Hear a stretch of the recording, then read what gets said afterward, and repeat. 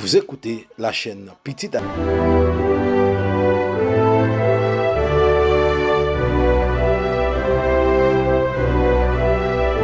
Mesdames, Mesdemoiselles et Messieurs, chers amis internautes, les abonnés de la chaîne Petite Haïti, bonjour, bonsoir.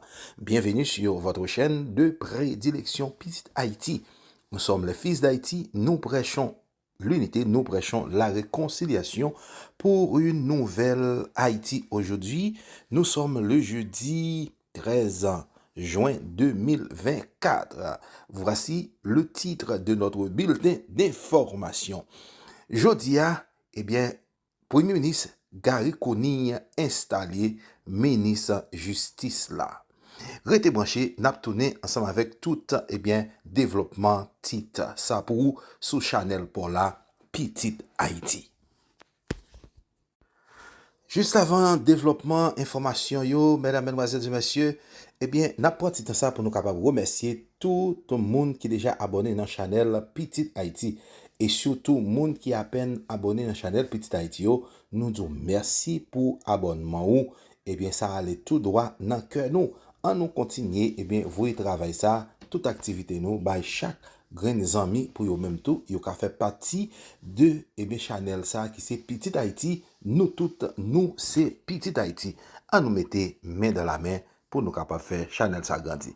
En a le temps de couler nouveau premier ministre noir Gary Conille qui t'a présenté à la nation nouveau ministre de justice là. Mesdames, mesdemoiselles et messieurs, premier ministre là dit en pile causé et les bail ministre de justice là l'ordre pour yo capable à freiner bandit qu'a fait la loi dans pays. Entendez qu'on y a premier ministre Gary Conille et après n'a pas le temps de nouveau ministre de justice là, mesdames, mesdemoiselles et messieurs.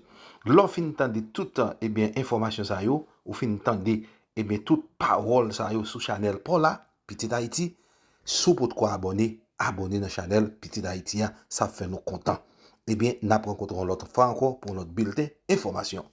La fin d'une étape importante dans le processus de changement initié par les parties prenantes de l'accord du 3 avril dernier face à la grave crise que connaît le pays depuis de nombreuses années. Je reconnais que le contexte particulièrement difficile dans lequel le gouvernement sortant s'était trouvé a dû prendre certaines décisions pour éviter le pire.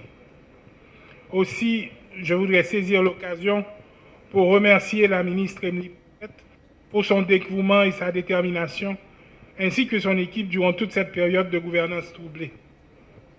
Face à la demande accrue de sécurité et de justice de la population, les actions et les dispositions adoptées ont été en deçà des attentes et ont alimenté les incompréhensions et les critiques malgré vos efforts et malgré vos engagements. Cependant, au nom de la République, je veux remercier Mme Prophète pour ses services à la tête de ce ministère durant cette période très difficile. Je note, non sans intérêt, que sa tâche n'a pas été facile dans un contexte volatile où chaque action posée est vite dépassée par un événement qui avilit notre État et tente de décrédibiliser davantage les autorités aux yeux de la population. On voit surtout les manquements, mais on ne valorise pas assez les efforts et les sacrifices consentis pour éviter une calamité encore plus grave. Je crois que l'histoire retiendra que la ministre Prophète et son équipe, vous avez été courageux et vous avez su résister de manière ferme à la barre pour vous assurer de la continuité du service public assuré par ce ministère. Monsieur le ministre, mon cher Carlos, en vous adressant mes vives félicitations pour votre désignation au poste de ministre de la Justice et de la Sécurité publique, je voulais mettre en garde qu'à partir de cet instant, tous les regards convergent vers vous, ainsi que les attentes. Désormais, une nouvelle figure, une nouvelle cible à tenir responsable des problèmes de sécurité. Problèmes y en pile et de tous côtés dans le pays. Moun yo a souffri, prison yo krasé, la ria chargé moun qui était en prison, qui était doué en prison, qui a continué à simer la troubaille et mettait de l'eau population. Je me rappelle que chaque fois qu'il y a un problème, tout le monde va demander contre le ministre de la Justice. Il y a bien raison, parce que l'État a payé pour porter réponse à ce problème.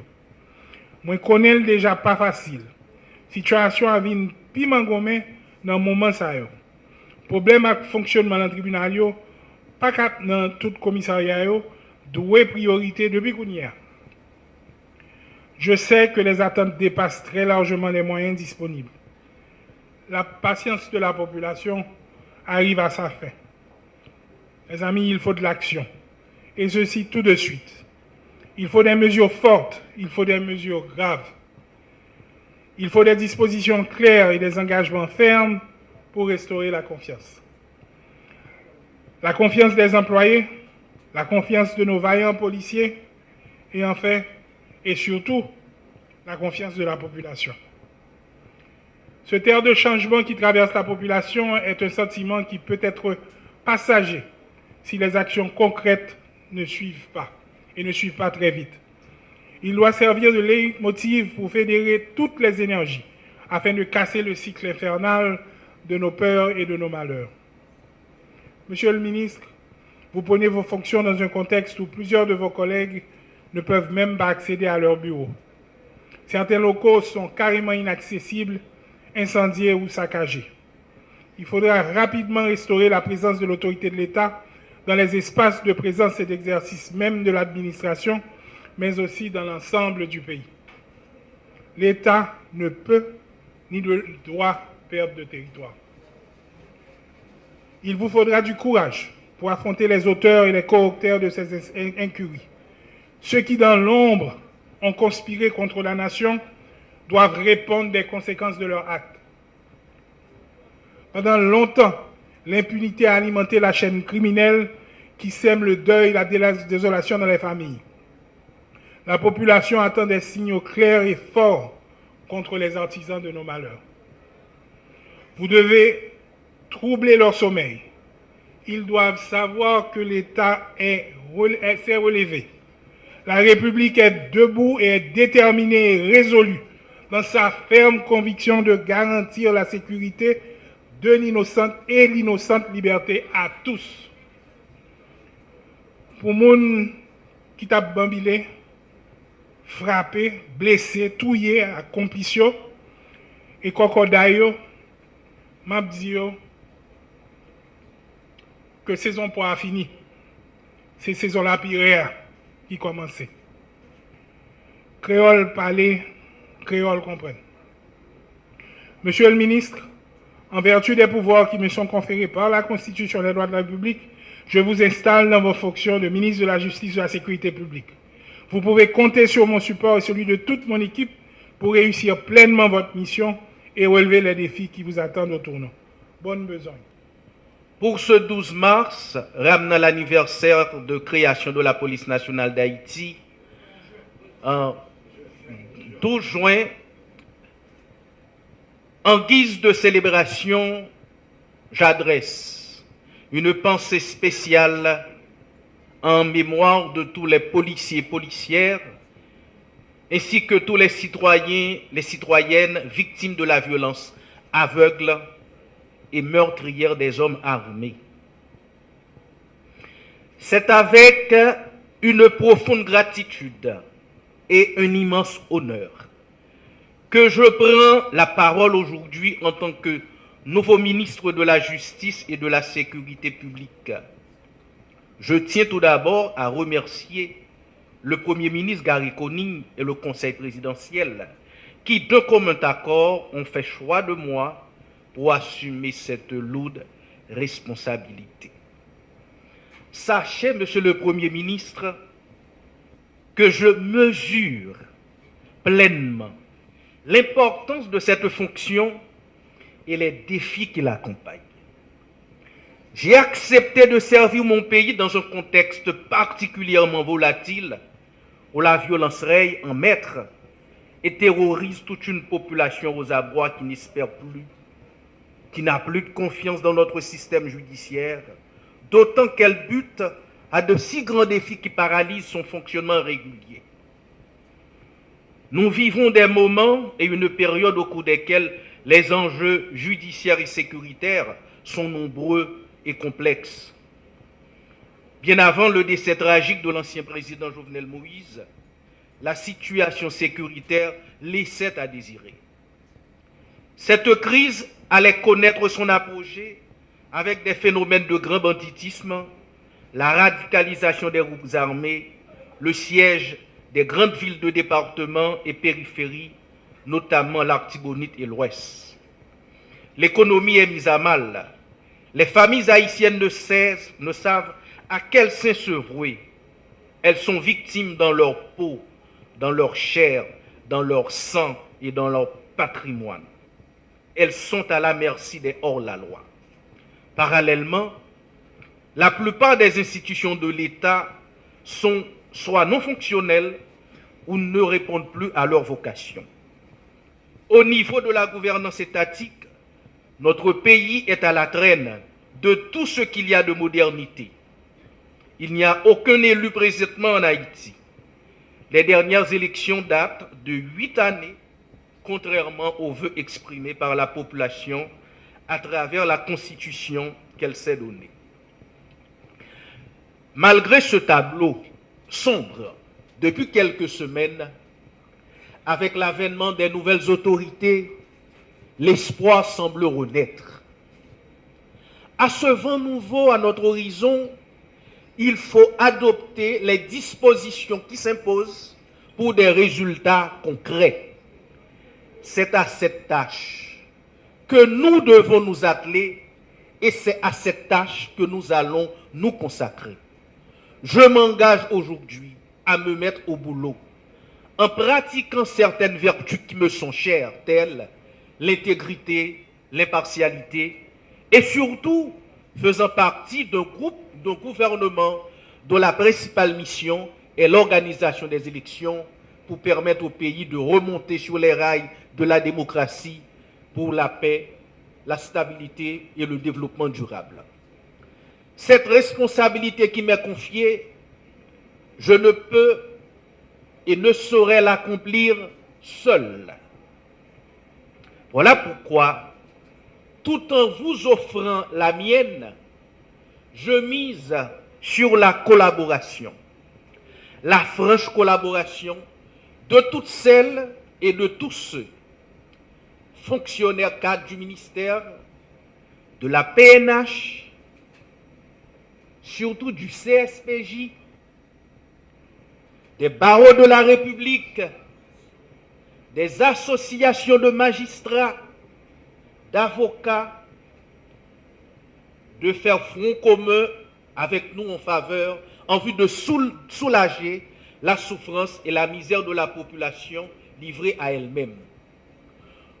Nous devons avoir constamment à l'esprit que la justice est un service public et comme tel doit fonctionner de manière ininterrompue. Aux membres de la communauté internationale, acteurs de la société civile, aux organisations des droits de la personne, vous serez les partenaires privilégiés dans cette quête de sécurité et de justice que nous nous fixons. Certes, les défis sont énormes, mais le divin a donné à l'homme l'intelligence nécessaire pour se colter aux difficultés et embûches qu'il est appelé à rencontrer sur sa route. Mesdames, Messieurs, Monsieur le Premier ministre, les priorités du gouvernement auquel j'appartiens demeurent la sécurité et les élections. À ce rendez-vous, nous nous engageons de répondre présent. Toutefois, nous ne saurons ne pas mentionner et tenir compte de certains faits majeurs et d'actes de vandalisme qui constituent et ont de graves conséquences sur la vie dans la cité. Nous pensons particulièrement à l'assassinat des 3 policiers récemment au Bad Delma, aux attaques suivies d'évasion des principaux centres carcéraux du pays, de la destruction et vandalisation des infrastructures de la PNH et de la justice, et pour citer le palais de justice de Port-au-Prince. Des individus, comme le PM vient de le rappeler, dont la place devrait être en prison, sont dans la nature et viennent s'additionner aux contrevenants à la loi et l'ordre d'une société civilisée et régulée. Des dispositions devront et vont être prises pour contrecarrer cet état de fait. Ces actions devront conduire à l'amélioration progressive de la sécurité. Les cours et tribunaux devront être mieux logés pour permettre aux délinquants de faire face à la justice et d'être fixés sur leur sort dans des délais raisonnables. Aussi, au niveau des instruments légaux, certaines réformes ont déjà été entamées ou méritent de l'être. L'entrée en vigueur des nouveaux codes pénals et de procédure pénale au regard du décret du 22 juin 2022 avait été reportée pour 2 ans. Dans l'intervalle, rien n'a été fait pour leur mise en œuvre ou les révisions de certaines dispositions ayant fait l'objet de controverses. Il y a donc lieu incessamment d'adopter les mesures idoines pour adresser cette situation. Également, on ne saurait passer sous silence certains dossiers brûlants à caractère administratif comme le suivi de la nomination des juges, le traitement des magistrats debout, le traitement des greffiers, une meilleure synergie entre le CSPJ et le ministère de la Justice, revisiter les lois organiques du ministère de la Justice, avoir un nouveau décret sur l'organisation judiciaire, mais aussi un décret réorganisant le ministère de la Justice. Autant de chantiers qu'il faudra s'en occuper. Mesdames, Messieurs, l'heure est grave. La situation générale du pays est préoccupante. Acta non verba. La justice au service des Haïtiens et des Haïtiennes.